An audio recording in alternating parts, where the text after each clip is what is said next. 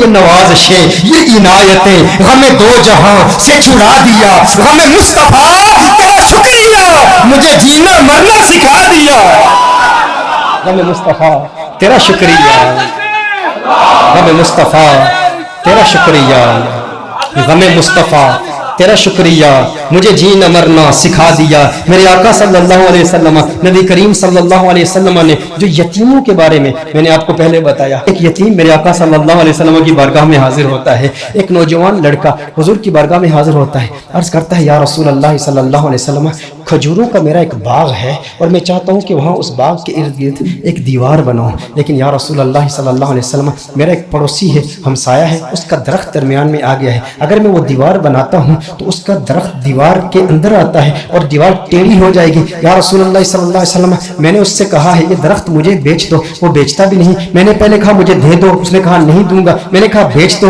وہ بیچنے کے لیے بھی تیار نہیں ہے، یا رسول اللہ صلی اللہ علیہ وسلم میری مدد فرمائیے۔ اب وہ یتیم تھا، حضور کی بارگاہ میں حاضر ہوا، نبی کریم صلی اللہ علیہ وآلہ وسلم نے فرمایا اس پڑوسی کو بلاؤ، حضور کی بارگاہ میں حاضر ہوا، حضور نے فرمایا یہ درخت دے دو اس کو، اس نے کہا میں نہیں دیتا یا رسول اللہ صلی اللہ علیہ وسلم، وہ غصے میں تھا، بہت ناراض تھا کہ اس بچے نے حضور کی بارگاہ میں شکایت کیوں کر دی، حضور نے ارشاد فرمایا اس کی رقم لے لو، پیسے لے لو، یہ درخت بیچ دو، اس نے کہا میں بیچتا بھی نہیں ویسے بھی نہیں دیتا، حضور اکرم صلی اللہ علیہ وآلہ وسلم نے ارشاد فرمایا، مسند امام احمد بن حنبل کی روایت ہے، میرے آقا صلی اللہ علیہ وآلہ وسلم نے ارشاد فرمایا اچھا ایسا کرو کہ یہ درخت تم اس کی قیمت بھی لے لو اور اس درخت کے بدلے جنت میں ایک ایسا درخت ہوگا کہ جس کا سایہ اتنا طویل ہوگا کہ اس کے نیچے اگر 100 سال تک ایک سوار اگر سواری کرتا رہے تو اتنی طوالت ہے اس کی، اتنا سایہ ہے اس کا، وہ درخت جنت کا بھی لے لو۔ اس نے کہا یا رسول اللہ صلی اللہ علیہ وسلم میں قبول نہیں کرتا۔ اب وہاں پر صحابہ کرام علیہم رضوان موجود ہیں، حضرت سیدنا ابو الدحداء رضی اللہ تعالی عنہ صحابی رسول موجود ہیں، وہ عرض کرتے ہیں یا رسول اللہ صلی اللہ علیہ وسلم آقا اگر یہ درخت میں کسی طریقے سے اس سے خرید کر اس یتیم کو دے دوں تو کیا یہ آپشن میرے لیے بھی اوپن ہے کہ جنت میں مجھے بھی وہ درخت مل جائے گا؟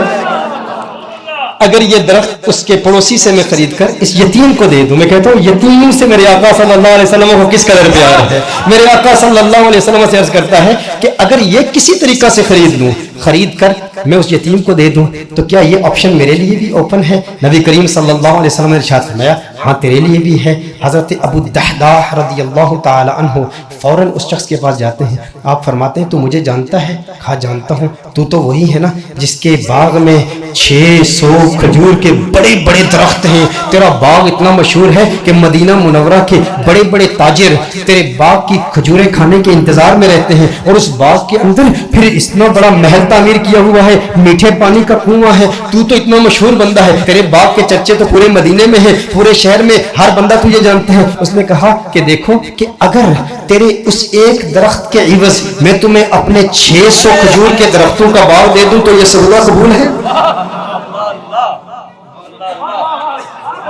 یہ سودا قبول ہے؟ وہ حیران ہو گیا، یہ کیسے ہو سکتا ہے؟ ایک درخت اور ادھر اتنا بڑا باغ۔ ابو الدحداء کیا بات کر رہے ہو، کیا واقعی یہ سودا کرنا چاہتے ہو؟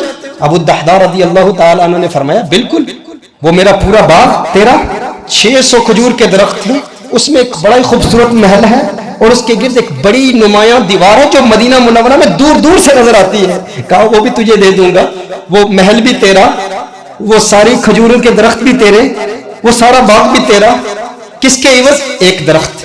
کہا ٹھیک ہے، اور حضور کی گواہی میں یہ سودا ہوتا ہے۔ اب ابو الدحداء رضی اللہ تعالیٰ عنہ فوراً وہاں سے جاتے ہیں، اب ان کی جو زوجہ ہے وہ اس باغ کے اندر ہے، باہر سے آواز دیتے ہیں اپنی زوجہ کو، ہے ام دحداء ذرا باہر آؤ باہر آؤ، میں نے اس باغ کو بیچ دیا ہے۔ اب ام دحداء جانتی ہیں یہ بہت بڑا تاجر ہے، بہت بڑا بزنس مین ہے، خسارے کا سودا نہیں کرتا، کبھی خسارے کا سودا نہیں کرتا۔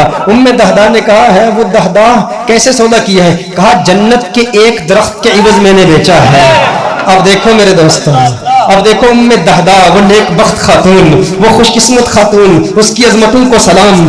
آج آپ سوچیں کہ اگر آپ کی بیوی ہوتی اور آپ اپنے گھر جاتے اور اپنی بیوی سے کہتے ارے سنتی ہو باہر آ جاؤ باہر آ جاؤ، گھر سے باہر نکلو، یہ گھر اللہ کی راہ میں دے دیا ہے، وہ کہتی ارے ابھی تو یہ نیا ٹی وی رکھا ہے، ابھی کچھ زیورات رکھے، زیورات تو نکالنے دو، ارے نادان انسان تو نے کیا کیا، گھر ہی اللہ کی راہ میں دے دیا۔ ابو الدحداء رضی اللہ تعالیٰ عنہ نے باہر سے آواز دی، کہا ایک جنت کے درخت کے عوض۔ ام دحداء نے یہ بات سنی سنی, کہا تو نے بڑے منافع کا سودا کیا ہے, بہت منافع کا سودا کیا ہے. ام دہدہ فوراً اپنے بچوں کو پکڑ کے اس گھر سے باہر نکلتی ہے, باغ سے باہر نکلتی ہے. اب ننھے بچوں کے ہاتھ میں کچھ کھجوریں بھی ہیں, کھجوریں ان کے ہاتھ سے نکال کے کہتی ہے اب یہ کھجوریں ہماری نہیں ہیں, میں نہیں چاہتی کہ کوئی ایک کھجور اللہ کے راہ میں دیے گئے مال سے میں اپنے جیب میں رکھ لوں, تو لے لے, کہیں اس کی وجہ سے جنت کے درخت میں ہمیں خسارہ نہ ہو, کہیں جنت کے درخت سے محروم نہ ہو جائے. ساری کھجوریں لے کر باغ کے اندر رکھ جاتی ہے. کہا کہ اس کا ایک ننھا بیٹا تھا, اس کے منہ میں ایک کھجور تھی, منہ سے کھجور نکال کر فوراً باغ میں رکھ دی.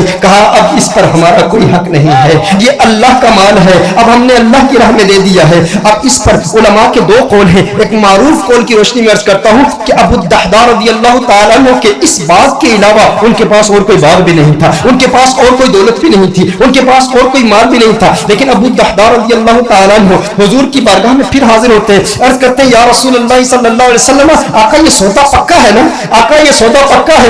نبی کریم صلی اللہ علیہ وسلم خوش ہو جاتے ہیں اور حضور خوش ہو کر فرماتے ہیں کم من عزق رداح لأبی الدحداء فی الجنہ, کم من عزق رداح لأبی الدحداء فی الجنہ, کم من عزق رداح لأبی الدحداء فی الجنہ. راوی کہتا ہے حضور بار بار پڑھ رہے, مسلسل پڑھ رہے, مسلسل یہ جملے کہہ رہے, ہے ابو الدحداء تیرے لیے جنت میں کتنے درختوں کی, کتنی ٹہنیوں پہ کتنی کھجوریں, مالا مال ہے تو. بار بار حضور ارشاد فرما رہے, بار بار یہی جملے. اور دو روایات اس میں, دو مختلف روایات میں مختلف الفاظ ہے. کم من عزق رداح لأبی الدحداء فی الجنہ. حضور اکرم صلی اللہ علیہ وسلم نے ایک دوسری روایت میں فرمایا کہ ایک درخت کے عوض ایک درخت کا سودا کیا تھا, اب تو نے 600 درخت دے دیے تو جنت میں 600 درخت تو کم از کم تجھے ملیں گے نا. میں محمد عربی صلی اللہ علیہ وسلم جنت میں دیکھ رہا ہوں کہ کھجوروں کے کتنے درخت اللہ جل وعلا نے تجھے دے دیے ہیں. میرے دوستو اتنی قربانی دی, ایک یتیم کی خاطر دی, لیکن ان لوگوں کی قربانی کا انداز بھی دیکھیں, ان کی قربانی کا انداز بھی نرالا ہے. آج کوئی قربانی دے نا اور اسے جنت کی ضمانت مل جائے, یا کوئی کہے, کوئی شیخ ہی کہہ دے, کوئی اسکالر ہی کہہ دے, کوئی آرگنائزیشن کا ممبر ہی کہہ دے, کوئی تحریک والا ہی کہہ دے, اتنا کام کرے نا تو پھر تیرا کام قبول ہو جائے گا. وہ کہتا ہے میں نے تحریک کے لیے, میں نے دین کے لیے, میں نے اس مسجد کی تعمیر کے لیے, میں نے کنز الہدیٰ کے لیے, میں نے دینی آرگنائزیشن کے لیے, اپنی تحریک کے لیے اتنا بڑا کام کیا, اب یہ کام کافی ہے. لیکن صحابہ کرام علیہم رضوان کا یہ مزاج نہیں تھا. ابو الدحداء کے لیے میرے آقا نعرے لگا رہے ہیں, بار بار فرما رہے ہیں ارے کتنی کھجور ہے, میں دیکھ رہا ہوں جنت میں یہ سارے تیرے ہیں. بار بار ارشاد فرما رہے ہیں بھائی جتنے اتنی تسلی مل جائے اور لسان مصطفیٰ سے مل جائے, آقا کی زبان سے مل جائے, اس کی قسمت کس عروج پر ہوگی. لیکن پھر یہ وہی ابو الدحداء ہے, اس کے بعد بھی محنت کرتے رہے. غزوہ احد میں جب دشمنوں نے حضور پر حملہ کیا, ابو الدحداء اپنے سینے پر ان تیروں کو برداشت کر رہے ہیں اور میرے آقا کے قدموں میں شہید ہو جاتے ہیں. اور غزوہ احد کے بعد میرے آقا نے تلاش کیا, کہا میرا ابو الدحداء مجھے دکھاؤ. ارے وہ کھجوروں والا میرے آقا ابو الدحداء کو دیکھتے ہیں اور دیکھ کے مسکراتے ہیں, اور مسکرا کے پھر فرماتے ہیں کم من عزق رداح لأبی الدحداء فی الجنہ. ابو الدحداء جنت میں کھجوریں ہی کھجوریں, کھجوروں کے درخت. میرے آقا خوش ہو کے اس کی حوصلہ افزائی فرما رہے ہیں. میں کہتا ہوں کیسا خوش بخت ہے جس نے حضور کی ذات کے لیے, حضور کی جان کی تحفظ کے لیے اپنی جان دے دی. کاش یوں موت آئے میرے ہم نشی, کاش یوں موت آئے میرے ہم نشی, نزع کا اور ہو جائے منظر ہنسی, وہ ادھر اپنی زلفیں سوایا کرے اور ادھر دم ہمارا نکلتا رہے.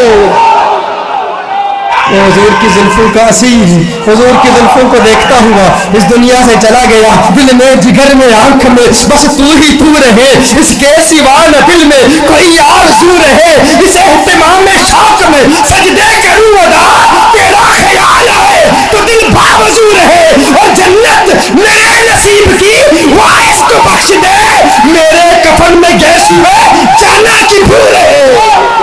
جو ان کی زلفوں کو اسیر ہوتے ہیں وہ نہ اپنا نام مانگتے ہیں, نہ وہ تصویریں, نہ وہ